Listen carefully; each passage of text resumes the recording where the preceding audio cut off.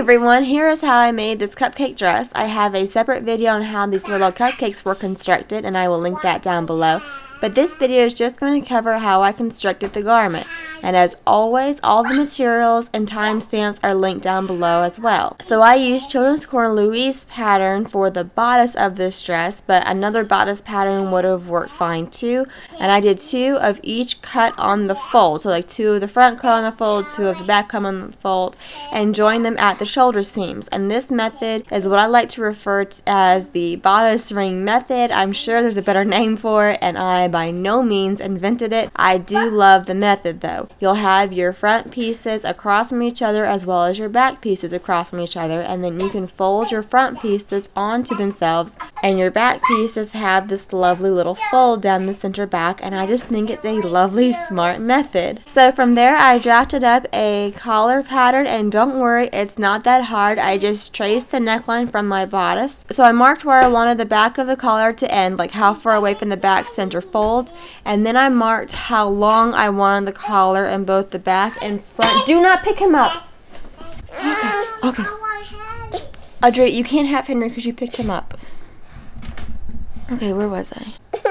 And I marked how long I wanted the collar on the back of the dress as well as the front of the dress. And then I connected those points with a bit of a vertical section, and then a curve around the top of the shoulder, and then another vertical section going back down to the bottom of the collar. I hope I'm making sense. And then I cut it out. I pinned it to my bodice to make sure it was laying nicely, and then I cleaned up my draft using this French curve. And I just focused on one side of the collar because symmetry. I really think that you can do this, but if you feel too overwhelmed, I'll have the collar drafted up on my Etsy site, or you can take a square collar from another pattern that you already have. Regardless of how you get this square pattern, you'll need to cut out 2 of them. And to embellish the collar, I use the smaller cupcakes included in the motif from my Etsy site and cut out 1 of each of my 3 colors. I'm using 3 cupcakes since this is Audrey's 3rd birthday dress, but 1 cupcake would look so precious, and you could even make it work with 2 cupcakes, maybe putting a little bit of embroidery or like a button separating the cupcake. Anywho, I traced the candle with the flame onto some German interfacing, and this handy product comes from Farmhouse Fabrics. They sell German interfacing in 2-inch wide strips. It is so convenient. Then I take these little beads from Fusion Beads. Just a side note, I store them in these little containers, and then I put the label on the bottom so I know exactly what each bead is, you know, like the exact color, the size, so reordering is easy, or linking them in a description box is easy.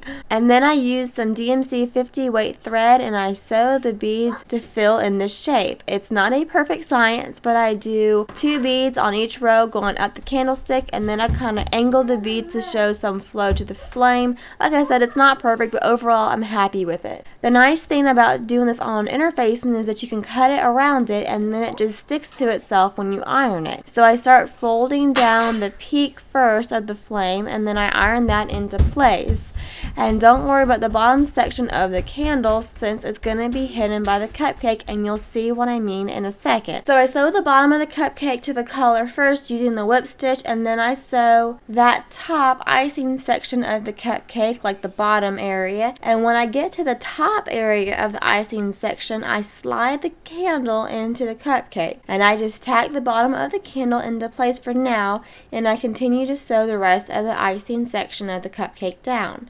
And then I come back and I sew the rest of the candle into place on the collar. So once all those cupcakes are on my collar, then I move on to sewing this darling trim into place. And yes, the fabric is an exact match. So to make things easy, I cut the piping down to about 1/4 inch seam allowance. So I wish I would have sewn the piping onto the box pleated trim first and then onto my collar, but my mama brain decided to sew the piping onto the collar first and then the box pleated trim piece next. Oh well, it's really not that big of a deal, and I am not hard on myself when my hamster falls off its wheel. We all have those moments and life goes on. So anywho, I take my other collar piece and put the collars right sides together and then sew them into place.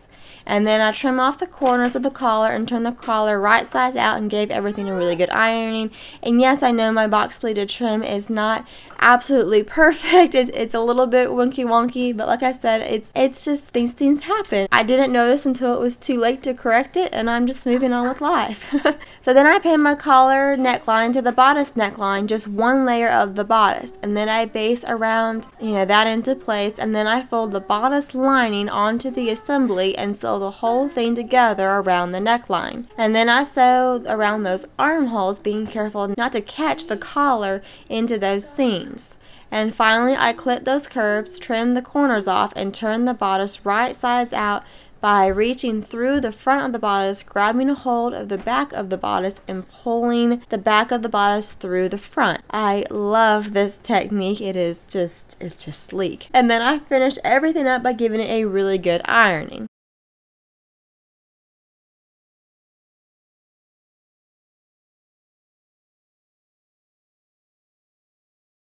So then I'm putting a piece of that piping on the waist seam, and to do this I'll leave a little tail angled off, and this little tail will get concealed neatly into the bodice lining. I'll show you that later on in the video. I sew along the whole bottom of the bodice, being careful not to attach the lining into the step, and then I angle the other side of the piping off in the same manner. Then I grab my skirt, and again I did this whole cupcake applique on the skirt, which is another video, and at this point my skirt is hemmed and one big panel. Nothing has been sewn yet. So I start joining the skirt together at the back seam, and it just happened that my cupcakes went from one selvage edge to another selvage edge. It's just lovely, right? Personally, I think it's fine to leave the selvage edge on, and that's just what I'm going to do. I join the back together with right sides together and sew along, leaving an opening at the top of the skirt. Now normally you'd put a placket at this opening, but I'm going to luck out in this situation with the selvage edges,